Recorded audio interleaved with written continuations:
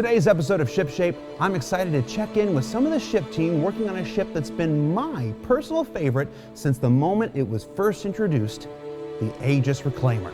Let's take a look. The Reclaimer, it's a salvage ship that's used for going out and scavenging. It reclaims ships that have been damaged or destroyed because it has a giant claw underneath that's got lasers on, and it cuts up the material and all gets sucked in through a vacuum inside, which can then get processed.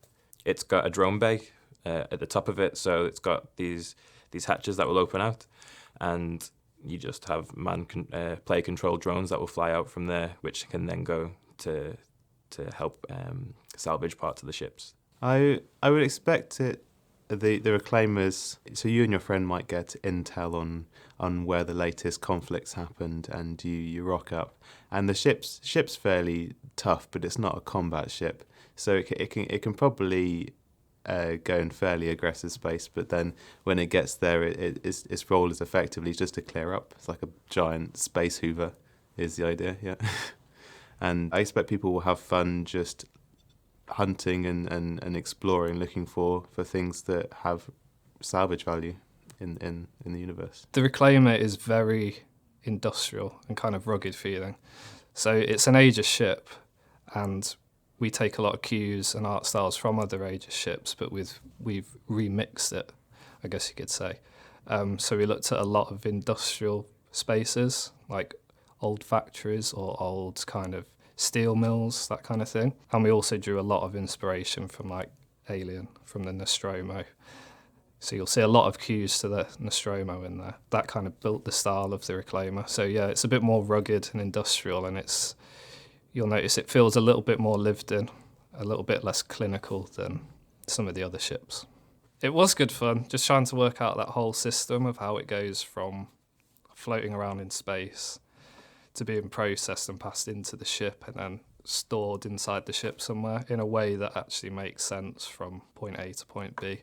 That was quite a challenge, but it's quite a fun thing to work on. Kind of excited to see it actually working in its final form as well. The actual arm itself is player controlled, though, the big claw.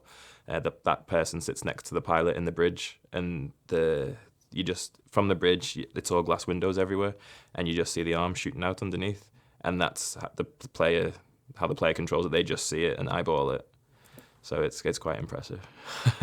We've got seats at the side that the player gets into, and then it's just like a little mini cockpit. But the actual barrel, they're in like a barrel, and it rotates while they're in it. So while the turrets are moving up and down, those seats will rotate dependent on what they're pointing at. So when everything is moving and working, you just see these players either side of you spinning, and there's smoke going off everywhere. It's really cool. When I started on the Reclaimer, the first room that I blocked out was the escape pod room. And we used this room to kind of get across the feeling we wanted to kind of carry through on the rest of the rooms we worked on the ship. So we took that and we pushed it all the way to final as one of the first assets on board the ship. And it's full of machinery and pipes, cabling and greebles, and the lighting's kind of cold and atmospheric and dusty, and you should feel the machinery whirring. And then after I'd finished that space, I worked on the connecting corridors, which is this step down stairway where you can look through down to the processing room. Obviously, when I was working on this space, the processing room wasn't complete, so it was just a void.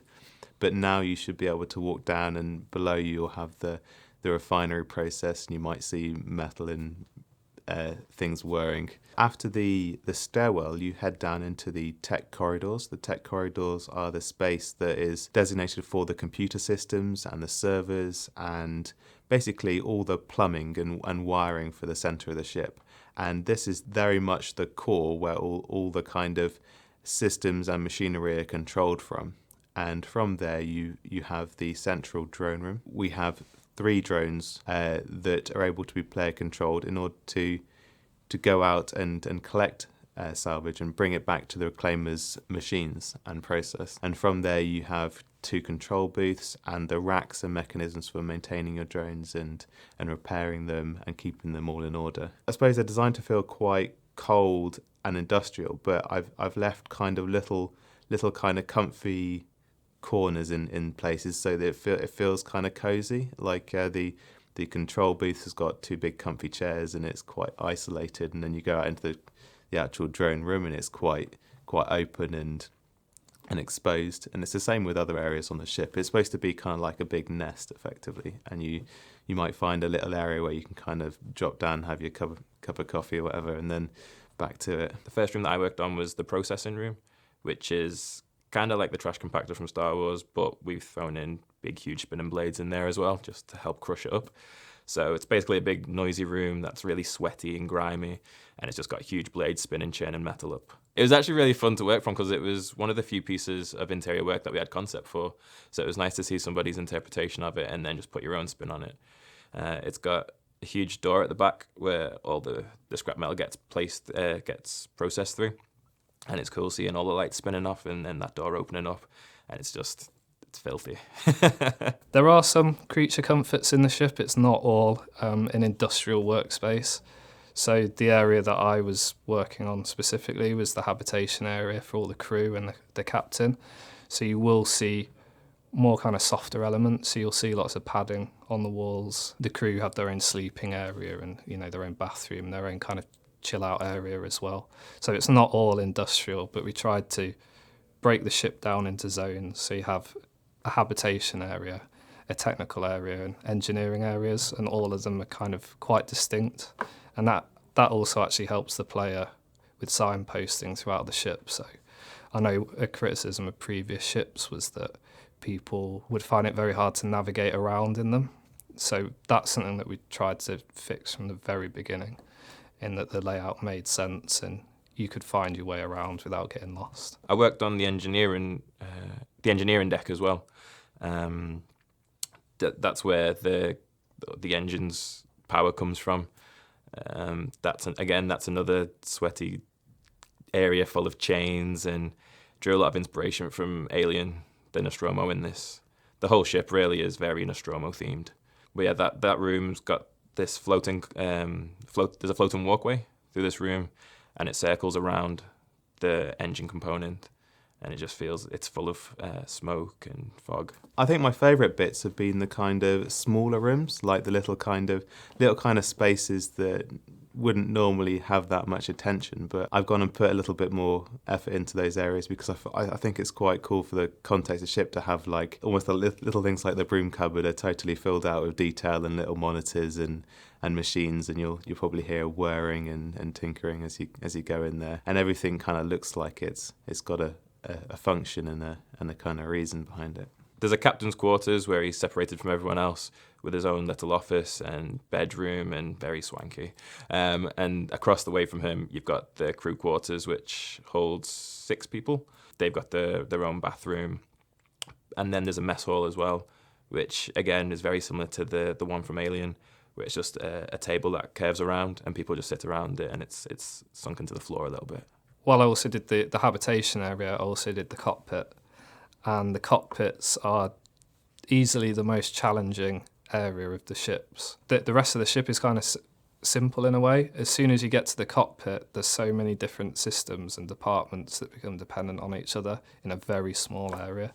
So getting the cockpit right was probably one of the biggest challenges, but also one of the things I'm most proud of that I worked on the ship. The challenges are basically making sure that the player has good visibility from the cockpit windows, making sure that the enter and exit animations work correctly with animation sets that we already have, so we don't have to make new ones, setting up the whole dashboard so that you have all the UI there and it's all readable and legible on screen and laid out in a way that makes sense. So there's a lot of elements come together in a very small space. A lot of the challenge with the ships with Aegis in general is that we have a lot of running curves and shapes that are kind of consistent. They carefully run into one another and meet up neatly, and this kind of makes the art kind of feel quite cohesive. But it does mean that when you're working with assets that connect together in like a modular sort of fashion, you have to make sure that this piece will connect onto all the other pieces and be reusable, but yet you want all the edges and lines to kind of connect up neatly together. And some of the spaces in the Reclaimer are a little bit awkward in some respects, so it's a bit of a challenge getting all the modular pieces to connect together nicely. Working on the Reclaimer was the most fun ship that I've worked on so far, definitely. We've got our pipeline to a point now where everyone knows what they're doing, they know what the quality standards are, and now it's at a point where there's not really many question marks when we start on a ship, unless there's a new gameplay mechanic in there that we haven't looked at before. So it's just a case of just making really cool artwork. And in the past, you know, some of the ships, the layout might have caused issues for the player. So once we knew that we had the layout right, we knew exactly how we were going to approach the art, and just making it was good fun, really. I think everyone who worked on the ship really enjoyed it from an art perspective. With an iconic look from renowned concept artist George Hull, I'm looking at you, Blade Runner, the Aegis Reclaimer has been tearing its way through the ship pipeline. I'm not the pun guy. And has now completed the entirety of Greybox and begun its journey through the final art phase, where it's currently in the tech setup stages. Now, we've got a fair amount of work to do, but we've never been closer to the Reclaimer becoming a reality in the Star Citizen universe. In my days of dive bombing down to a moon surface and snatching someone up with its claw are soon at hand.